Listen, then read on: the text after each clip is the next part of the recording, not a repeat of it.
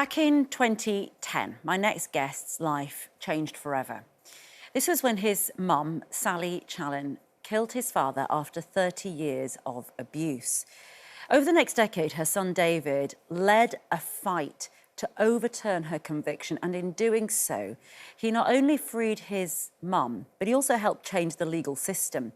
He also became a voice for countless victims, and children indeed, victims of coercive control across the country. David's now sharing his story in a book called The Unthinkable, a story of control, violence and my mum. And David is here now. A very good morning to you. Morning. Thanks. It's a remarkable book. Thank you. And what I found in the first section of the book is that people will have heard the term gaslighting. But I think it's used in all sorts of different ways these days, and sometimes rather without knowing what it really is.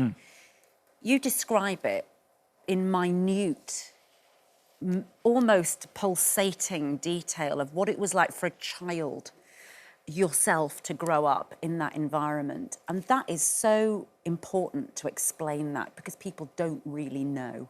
Yeah, I completely agree. I never had the words even gaslighting. We're talking about coerced control predominantly, but gaslighting is an effect that is really just insidious, and that it's just disabling the reality of a victim trying to wrestle with the truth. You know, so envisage just the idea of lying to your partner, if you got caught cheating or something, and making them go mad and making them believe that reality. And that was not, that was what my mother was going through many years, where she was questioning the truth and trying to find the ground beneath her feet to wrestle her own identity back, so to relieve an abusive person.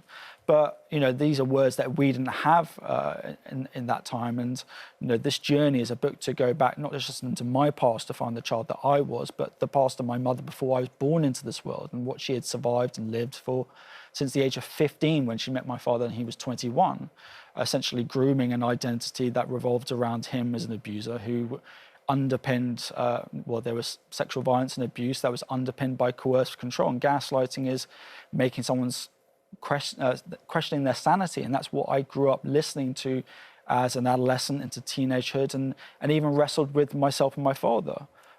So it's important that we have words and we understand them, because they're not just terms to describe abuse, they're terms that give us a voice to have our identity and say that this is affecting us, and to find freedom from that.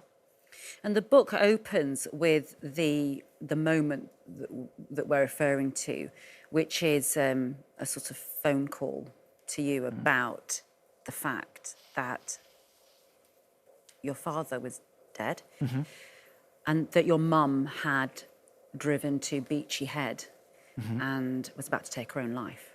And that's where this book begins. And then you chart the story backwards and then into the trial. Why was it important for you to write this story? I think it was important to see, the work I've done over the last few years is always sharing other people's stories. That's the idea, is proliferating. You've become a campaigner now for children and others. Yeah.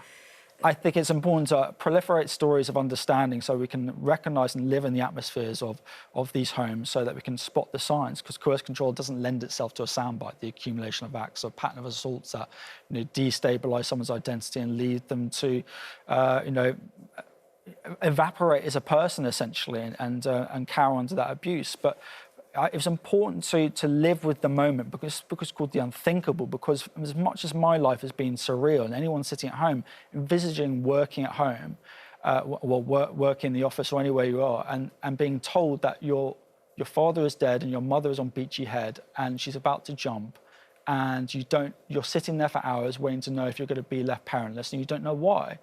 But this congealing mass was within me as a child, that I knew there was an alarm system that I had at the age of 5, that something was inherently bad about my father. Yeah. And going back to find that boy, you know, I had to, you know, I buried my childhood with my father, and I had to dig up the past and find the boy I left behind. And that was the power to this book, is sitting in the atmosphere of what he felt in a world where we didn't have the language, where we do now. Coercive control is a word that gives so many families in the future hope to speak out, and friends and people in society that my mother spoke to. Yeah, and you're right, you know, manipulation, isolation, humiliation, these things build up to coercive control. And of course, your mum actually did finally leave that marriage, didn't she? Yeah. And then this act of killing happened after she'd left. And that would probably have confused people because they thought, well, you're free now, but you're not really free. Yeah. And you suffered greatly, didn't you? You turned to gambling in a way to deal with all your trauma. And can you just explain it briefly for people why you campaigned so hard to overturn your mum's conviction? Yeah, I had existed at home and I witnessed what I saw. My father tried to bring me in to isolate my mother more and say, you know, where she was asleep on the sofa, say, look, she's not with it, she's not aware anymore. He tried to, coerce me into isolating her further to make her lose the plot, essentially. And I heard this for many years. She'd say, you're going mad, Sally. And I just didn't have the words for it. And she questioned the reality that was printed on sheets of trying to prove his adultery, not as a jealous woman, but trying to find the ground beneath her feet, from a 15-year-old girl to, a 56-year-old woman trying to leave someone, to know that reality, to affirm her identity. And just to be clear, in the trial, when she was convicted for murder, partly it was described as a sort of jealous woman, a jealous woman's rage.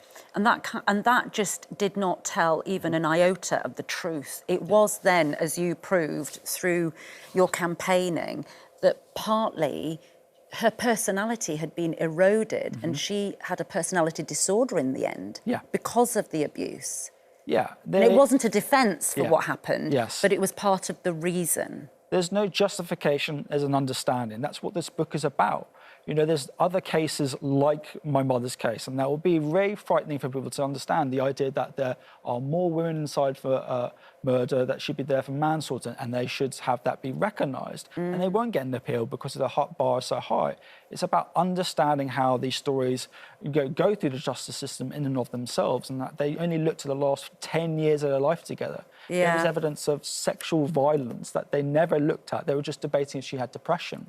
And you say that you've written this book to the children who grow up today in silence, and for those who are wrongly taught that coercion and control are acts of love, and for those who might one day piece together their own stories from the harm they never asked for.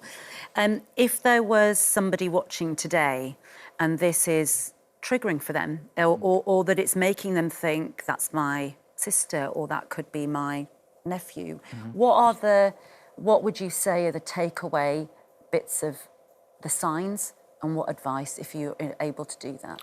The signs are that they're just becoming more distant. You're not seeing them anymore. They're always making excuses, and they're thinking about their partner in every shape or form of their life. It revolves around them. Their identity suddenly becomes wrapped in that person. They're always looking to that person and walking on eggshells, even out in public. They're always deferring their thoughts and their freedoms in that way. It's so bespoke and nuanced, whether they're being tracked by social media or text. And so if you are witnessing that, you have power to it. My mother spoke to friends, family, colleagues, employers. They all have an ability here, even employers, to do something. And to make you a log as a friend, to witness this, should all have that ability to know what's going on, because when that moment comes and they want to speak out and they want someone to support them, you're there, you're a character reference, you witnessed it. And all my friends, my mum's parents, friends and family on both sides had a patch of those stories that created a framework or a patchwork quilt of horrors that if they got together, they'd form the story. And this is the story in the Unthinkable. It's remarkable. We could talk to you for hours, obviously. It's such an important topic. But just briefly, how are you and how is your mum now? Good, we're really well. I gave her the book yesterday. It's been a collaboration. She's allowed me to share more of her story, to find my own story in being an adult child survivor of domestic abuse. There's so many millions of children that live in homes. And so I'm so grateful to share that story, and I hope it resonates with people. I think it's absolutely remarkable, your strength, your power, and your ability to write. Thank you. Thank you so much, David. Thank you. It's a pleasure to meet you and an honour to meet you. David's book, The Unthinkable, is out this Thursday. And that's a wrap for this video. We hope you enjoyed it. We have all the best moments from the show right here on the channel. And if you like this video, then we think you'll love this one. See you next time.